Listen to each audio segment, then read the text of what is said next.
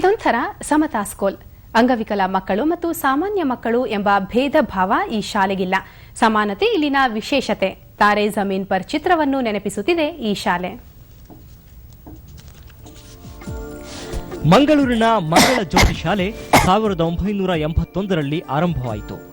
ಮೋಹಿನಿ ಅಪ್ಪಾಜಿ ಶಾಲೆಯ ಸಂಸ್ಥಾಪಕಿ. ಅಂಗವಿಕಲ ಮಕ್ಕಳು ಮತ್ತು ಸಾಮಾನ್ಯ ಮಕ್ಕಳಿಗೆ ಸಮಾನ ಶಿಕ್ಷಣ ನೀಡಬೇಕೆಂಬುದು ಶಾಲೆಯ ಕನಸು.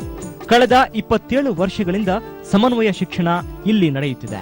ಅವರನ್ನು ಸ್ಪೆಷಲ್ ಶಾಲೆಗಳಿಗೆ ಹಾಕೋ ಬದಲು ಬಾಕಿ ಮಕ್ಕಳ ಜೊತೆಗೆ ಅವರನ್ನು ಕೂರಿಸಿಕೊಂಡು ಅವರಿಗೆ ವಿದ್ಯಾಭ್ಯಾಸವನ್ನು ಕೊಡಲಾಗ್ತದೆ. ಅದರಿಂದಾಗಿ ಅವರನ್ನು ಸಮಾಜ ವಿದ್ಯಾಭ್ಯಾಸದ ಮುಖ್ಯವಾಹಿನಿಯಿಂದ ಬೇರೆಯಾಗಿ ಇಡುವಂಥ ಪ್ರಕ್ರಿಯೆಯಿಂದ ಅವರನ್ನು ತಪ್ಪಿಸಿದಾಗೂ ಆಗ್ತದೆ. ಅವರಿಗೆ ಅವರ ಸರ್ವಾಂಗೀಣ ಬೆಳವಣಿಗೆ ಮತ್ತು ಅಭಿವೃದ್ಧಿಗೆ ಸಹಕಾರ ಆದಾಗೂ ಆಗ್ತದೆ. ಶಾಲೆಯಲ್ಲಿ ಒಟ್ಟು 585 ಮಕ್ಕಳು ಕಲಿಯುತ್ತಿದ್ದಾರೆ. ಕಲಿಕೆ ನ್ಯೂನ್ಯತೆ, ದೃಷ್ಟಿದೋಷ, ಶ್ರವಣ ನ್ಯೂನ್ಯತೆ ಇರುವ ಮಕ್ಕಳಿಗೆ ಇಲ್ಲಿ ಅಕ್ಷರ ಕಲಿಸಲಾಗುತ್ತಿದೆ. ಸಾಮಾನ್ಯ ಮಕ್ಕಳ ಪಠ್ಯಕ್ರಮವನ್ನೇ ವಿಶೇಷ ಮಕ್ಕಳಿಗೆ ನೀಡಿರುವುದು ಈ ಶಾಲೆಯ ವಿಶೇಷತೆ.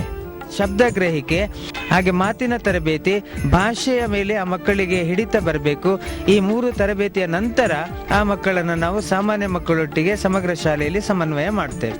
ನ್ಯೂನತೆ ಇರುವ ಮಕ್ಕಳಿಗೆ 3 ವರ್ಷ ವಿಶೇಷ ತರಬೇತಿ ನೀಡಲಾಗುತ್ತದೆ.